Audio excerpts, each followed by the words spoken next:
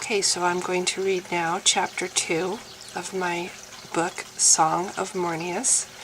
I just wanted to say before I do, reading the first chapter yesterday was very revealing for me.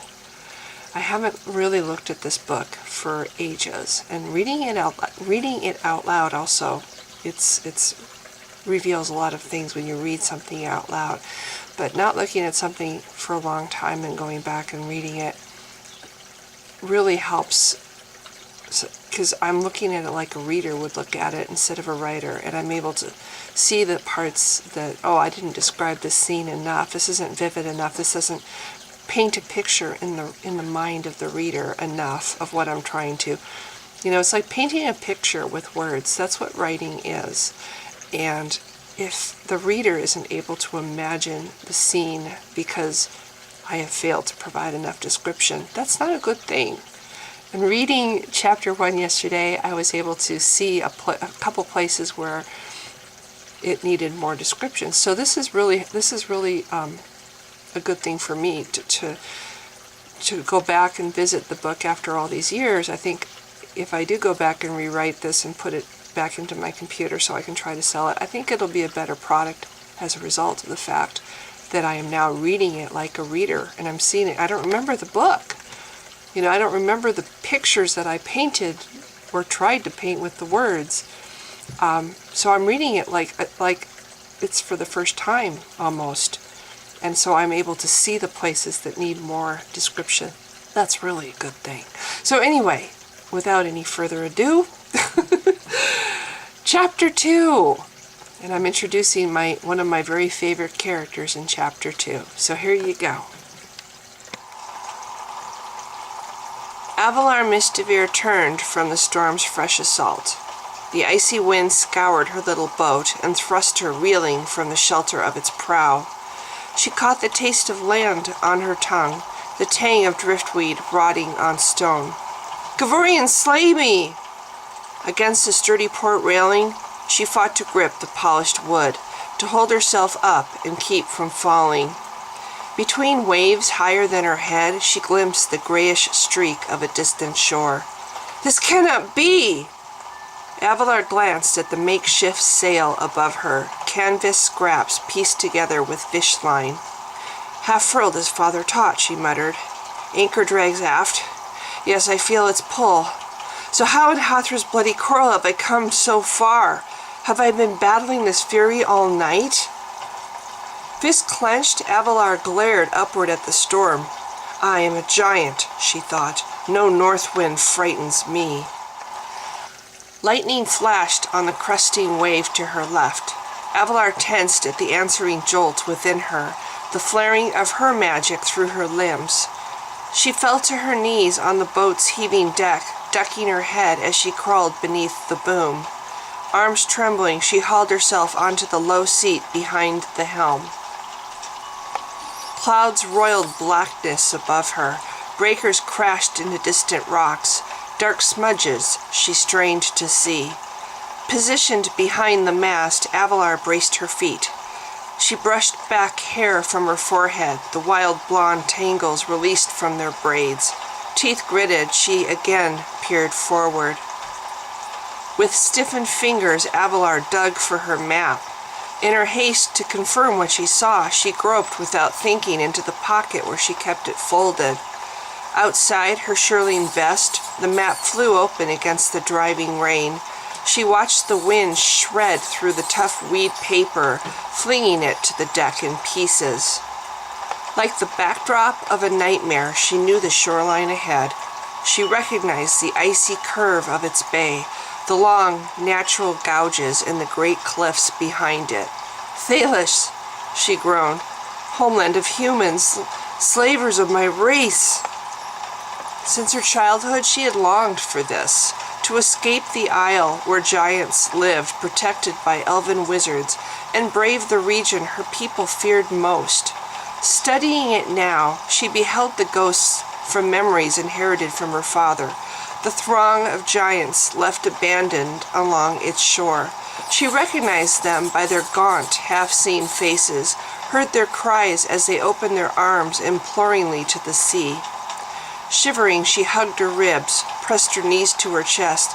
So you did see them, Father, she thought. The slaves we left behind, our people.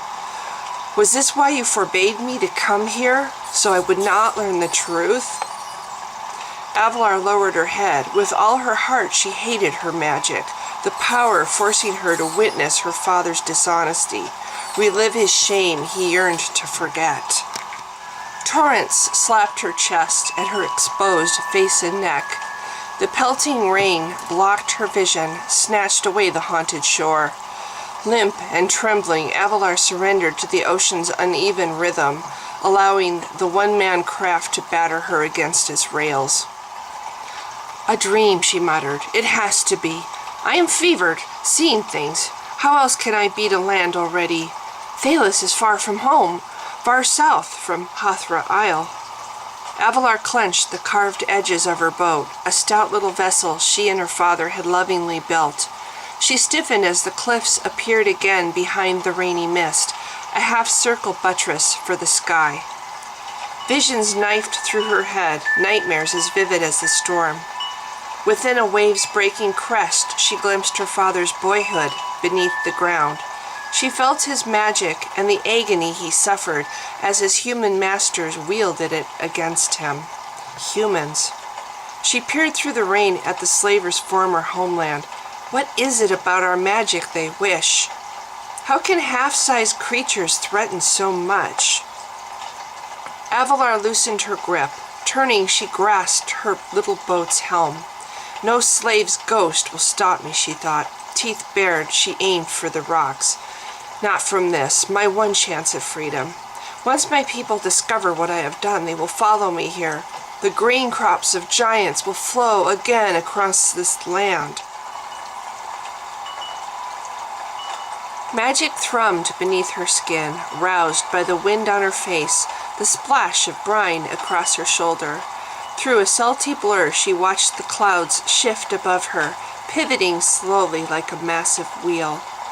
Avalar howled as her boat shot sideways, buoyed up by the corkwood trimming its hull. Rising to her feet, she caught the canvas above her, then anchored the drenched sails with her weight.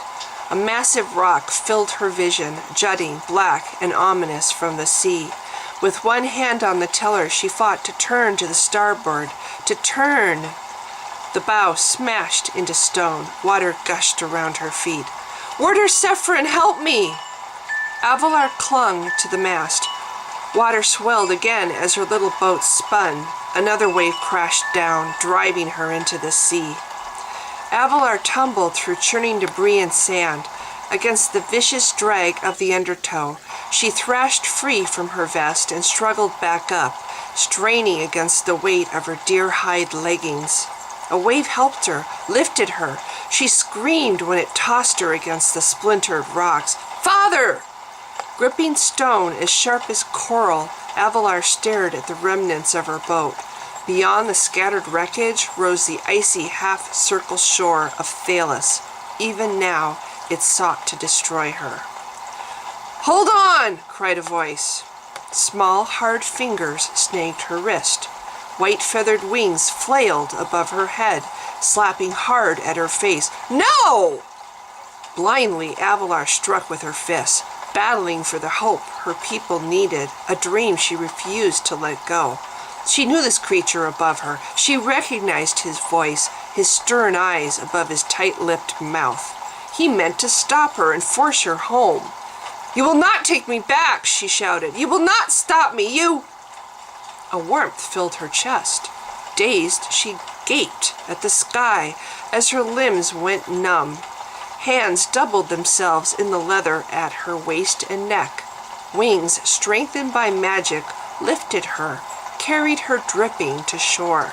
She collapsed in a heap on the rocky sand. "You still have much to learn, giant."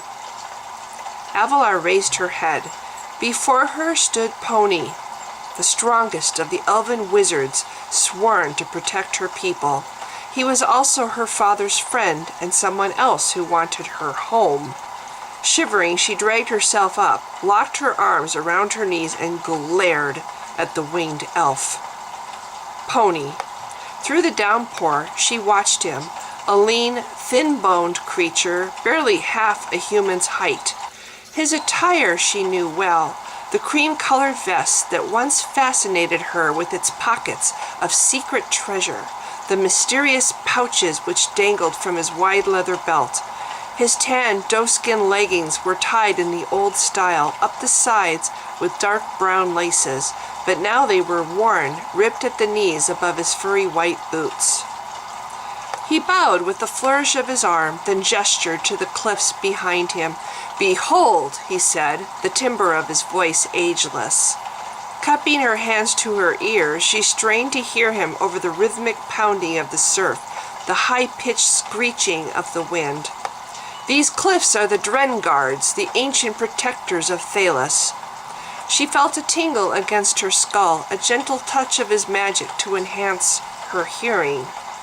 "Avalar, it was from this very cove that your people escaped this land. Why, in all that is magic, would you return? Don't you remember what your father Grevelin went through?" "Of course I do." Hunched against the cold, Avalar scanned the curved shoreline, hunting in vain for a way to escape him. He was Pony, the eyes and ears of the warder Sephron, who protected her world. With alien might, he could transfer her home. Studying him, Avalar nodded. "The memories of my people are chronicled forever within our magic. If I look hard enough, I see slaves from the past still waiting here for our ships. I see the giants we left behind, slaves as my father last saw them. They are his ghosts, not mine, and they will not hinder me." "Then why journey where his ghosts are? Why not?" She straightened as much as she could. "I thought you approved, that you finally believed what I told you. You assisted me, encouraged me. You gathered the cloth I used for the sail, bits and pieces you needed for your race boat, a windrunner meant for short sailing. If I'd known you meant to come here, your staff of magic shows you the future, does it not? I thought you had looked, Pony. I thought you knew." Avalar glared down. Needles of ice pelted her bare shoulders and forehead, smacking hard against her wet clothing. "I remember how you gained your wings," she told him. "An accident back on your world, was it not? A mishap caused by magic, and now this? I tried to tell you when it happened, but you just laughed and called me a child. You refused to believe, to even consider what? That Nightbringer spoke to you? Is that what this is about? You still think Gavorian's black sword ordered you here?" With a swallow, she nodded. Warm air caressed her face as he stepped close, cocking his head to see her through the rain. "My point is you could be wrong," she said softly. "You have made mistakes before." "And I will again, I assure you," he snapped. "But this much I do know. The slavers are dead, but the power they worshipped endures. The Dark Warder Melian has new followers now, and new armies of magic-warped humans. How will you fight them, giant? Avalar, yours is the old magic, the magic of this world. Melian's power comes from the stars. One touch of it would kill you." Avalar trembled as he caught her wrist, and the fire of his thoughts probed through her. Gasping, she jerked back her hand. "You want the sword's lore." Pony stared at his fingers. With a toss of his head, he flashed his gaze to her face. "You hope to reach the city Tirdan to learn it. Are you saying your father's lessons aren't enough for you?" She returned his stare. "My father teaches me how to butcher Sundercon, simple snow beasts who desire life as much as we do. They destroy entire villages." Pony clenched his fists, his violet eyes flaring. "They devour the elves who protect your people. So we murder them, and we defend those elves," Avalar said. "Very well. But am I so wrong to seek a different road? Here on Thalos, I will learn to fight with skill. I will fight sword against sword." Pony, scowling, stared toward the sea. Then he shrugged his winged shoulders. What if I should stop you, transfer you home? Avalar felt her chest turn cold, her heart to brittle ice. Do so, and I will break from your grasp and die. Your own actions will slay me. Pony stood with his eyes half closed, his breath clouding before him. Seated as she was, his head came to her chest. She could feel the heat of his body, the soothing pocket of warmth he created around them both. The swordslore of Tírdan cannot stop Malian. His half-lidded eyes reflected lightning from across the sea. Only power can defeat power, and Malian knows it. For this reason he hides beneath a sky no warder will touch. Only the 2 juveniles trapped here along with him are a threat, and already he's killed one. Which leaves us Hulrum, who will need much help before he can. Pony blinked once, then shook his head. She watched him closely. Through the bunch and release of his muscles, she could almost see his quick mind work. Tírdan's near my home, giant. Look. Startled by this change, she shifted sideways as he knelt, giving him room to poke his finger into the rocky sand.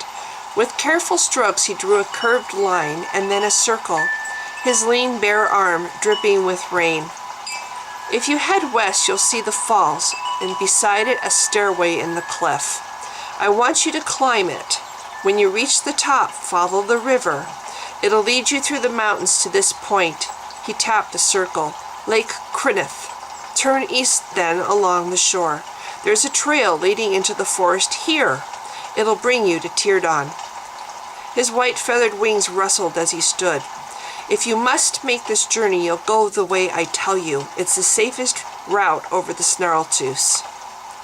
Giant, there are other ways to prove your worth and other ways to win freedom. The Sunderkhan beasts are raiding again near Kadath. You're old enough now and trained. You can help us fight them. No.